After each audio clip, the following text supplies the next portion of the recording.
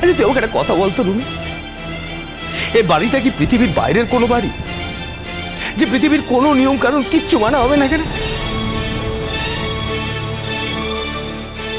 মা, মেজিকা কার বিয়ের কথা বলছে? কে কার বিয়ে দিচ্ছে? আমি বলছি দিদিভাই, নীলের জীবনটা একদিন একটু থিতু হতে পারছে, কারণ আরশি বাড়ি ছেড়ে চলে গেছে, মানে যেতে বাধ্য হয়েছে, কারণ সে কাজলের জীবনটা শেষ করে ফেলতে চেয়েছে। হ্যাঁ, ভূমি সেটা ধরে ফেলেছে। ইনফ্যাক্ট ভূমি কাজলকে প্রাণে বাঁচিয়েছে। এ বাড়িতে নতুন করে কারো বিয়ে হচ্ছে না রে। কাজল আর নীলের তো বিয়ে হওয়ার কথাই ছিল। এই নিয়ে জলঘোলা হয়েছে অনেক, মাঝখানে আবার আরশি ঢুকে পড়লো। এই নিয়ে নানা অশান্তিতে কাজলকে এ বাড়ি ছেড়ে চলে যেতে হয়েছিল। ভূমি নিজের হাতে আজ তার ভুল সে সংশোধন করতে চাইছে। শুভ আর মেজ বৌমা কিছুতেই মানতে পারছে না এই বিয়ে। ওরা কিছুতেই চাইছে না নীল জীবনে একটু শান্তি পাক। যে মেয়েটার প্রতি গোটা বাড়ি অন্যায় করেছিল, সেই মেয়েটা আজকে সুবিচার পেতে চলেছে। এটা ওদের সহ্য হচ্ছে না, বুঝলি না? তুই একবার মেজকাকে বোঝা না রে।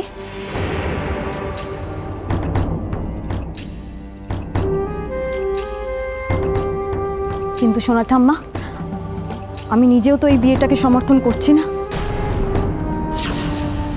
রুমি, রুমি ও কথা বলিস না মা। লক্ষ্মী মেয়েও কথা বলিস না। দেখ, তুই তো অনেকগুলো দিন বাড়িতে ছিলি না, তুই জানিস না এর মধ্যে কত কিছু ঘটে গেছে। তুই তুই কাজলকে ভুল বুঝিস না মা। তুই তুই যদি কাজলকে নিজের চোখে একবার দেখিস না তুই, তাহলে এই কথাগুলো আর বলতে পারবি না। মা, আমি আমার বুদ্ধিতে চলি, আমাকে প্লিজ ইনফ্লুয়েন্স করার চেষ্টাও করো না। কাজল ছোটদাবাইয়ের জন্য কখনো উপযুক্ত মেয়ে ছিলই না, আর এখনো নেই। আর বৌদি ভাই কি করে পারছে এসব কাজ করতে? আমি তো বুঝতেই পারছি না। আর আমি তো বিশ্বাসই করতে পারছি না যে তোমরা আরশিকে বাড়ি থেকে বের করে দিয়ে কাজলকে বাড়িতে নিয়ে আসতে পারো। আমি জানতাম রে মা, তুই কি বলতে পারিস আমি জানতাম। রুমি, তোর উপর আমার সম্পূর্ণ আস্থা ছিল। আর এই যে তুই বললি না যে আরশিকে বাড়ি থেকে বের করে দিয়ে, না রে, আরশিকে বাড়ি থেকে বের টের কিছু করে দিয়ে নয়, আরশি থাকাকালীনই কাজলকে বাড়িতে আনা হয়েছিল। আর আনা হয়েছিল সোনা জেঠির বুদ্ধিতেই। বেশ করেছি বলেছি, যেটা ঠিক মনে হয়েছে আমি তাই বলেছি। মৃত্যুর দিন অব্দি আমি তাই বলে যাব। তুমি কি ব্যাখ্যা করছো, ব্যাখ্যা দিচ্ছ তাকে? হ্যাঁ, কি ব্যাখ্যা দিচ্ছ? ও আমাকে শাসন করবে? সেদিনকার মেয়ে ওর সংসারে কি বোঝে, কি জানে? সোনা ঠাম্মা, যতটুকু বুঝলে সংসারের মঙ্গল হয় ঠিক ততটুকু বুঝেছি। এতদিন পরে বাড়িতে ফিরেছি, এই বাড়িতে আমি আর কোনো অবাঞ্ছিত লোক দেখতেও চাই না। তোমার জীবনে সোনা দাদু ফিরে এসছে ঠিকই, আর তোমরা খুব সুখে আছো সেটাও ঠিক, কিন্তু ছোটদা ভাইয়ের জীবনটাকে তোমরা নিজেদের মতো চালানোর চেষ্টাই করো না। আমার কিন্তু এতটুকু মত নেই। আমার মত হয়তো তোমরা গ্রাহ্যও করবে না, সেটা তোমাদের ব্যাপার, কিন্তু তোমরা যে ভুল করছো সেটা আমি বলে দিলাম।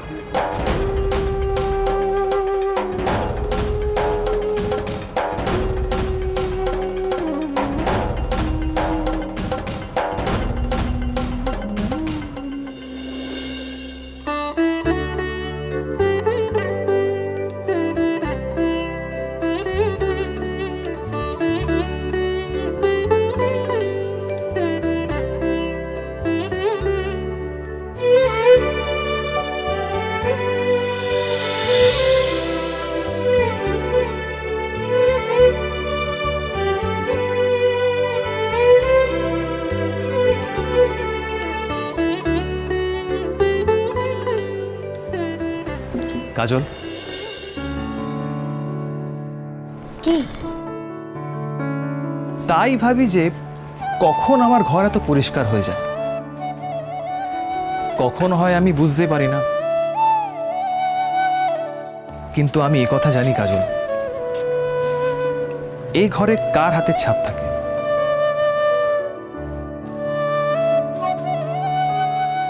কাজল, আমি এই ঘরের বাতাসেও তোমার গন্ধ পাই, শুধু তোমাকেই দেখতে পাই না। তাই আজ আমি তককে তককে ছিলাম কখন তোমাকে হাতে নাতে ধরবো। মুখি চোর নাকি যে মতে হাতে নাতে ধরবে? শুধু কি চোর? চোর না হলে না হয় কথা ছিল, কিন্তু তুমি তো ডাকাত। মানে কি? মানে আবার কি? তুমি আমার মন ডাকাতি করেছো।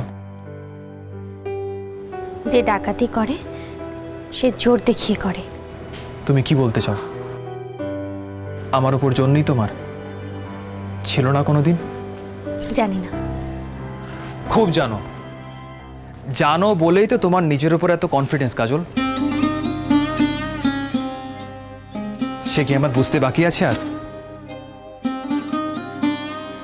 কাজল, তোমার কি মনে হয় আমি যখন তোমাকে আঘাত করেছি, তোমাকে অপমান করেছি, আমি কি এই কথা বুঝিনি যে তুমি সেইগুলোকে জাস্ট ইগনোর করে গেছো?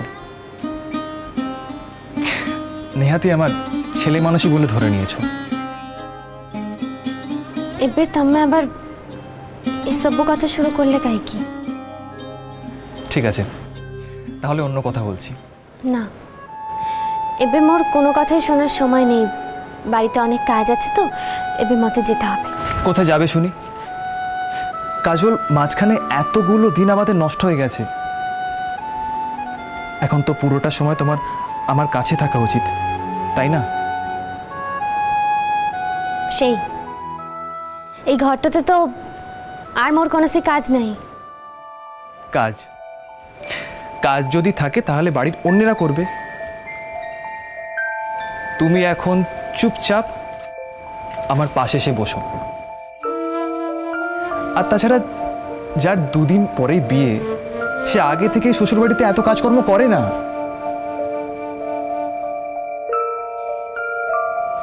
আর কেতেবার যে মতে অগ্নি পরীক্ষা দিতে হবে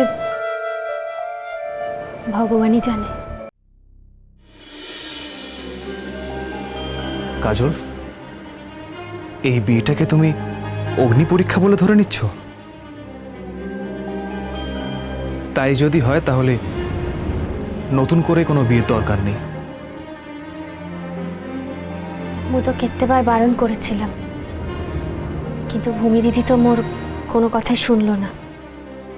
সেটা নিশ্চয়ই অগ্নি পরীক্ষা দেওয়ার জন্য নয়, সেটা তুমিও খুব ভালো করে জানো কাজল। আসলে এর আগে এতে ঝঞ্ঝাট হয়েছে, এতে ঘটনা ঘটেছে, এতে ঝামেলা হয়েছে, তাই তাই মোর আর নতুন করে কিচ্ছু ভালো লাগে না শহরের ছেলে। সত্যি কথা বলতে কি, নতুন করে মোর আর কোনো সে যুদ্ধ করতে ইচ্ছে করে না, তাও আবার নিজের জন্য। যুদ্ধ? যুদ্ধের কথা কেন উঠছে কাজল? তোমারও কি মনে হয় আশি দিদি চুপ করে বসে থাকবে? ও কোনো চেষ্টা করবে না তোমাকে ফিরে পাওয়ার? একবার যদি জানতে পারে আমি বাহাঘর হওয়ার কথা, তাহলে ঠিক হয়ে পটে চলে আসবে।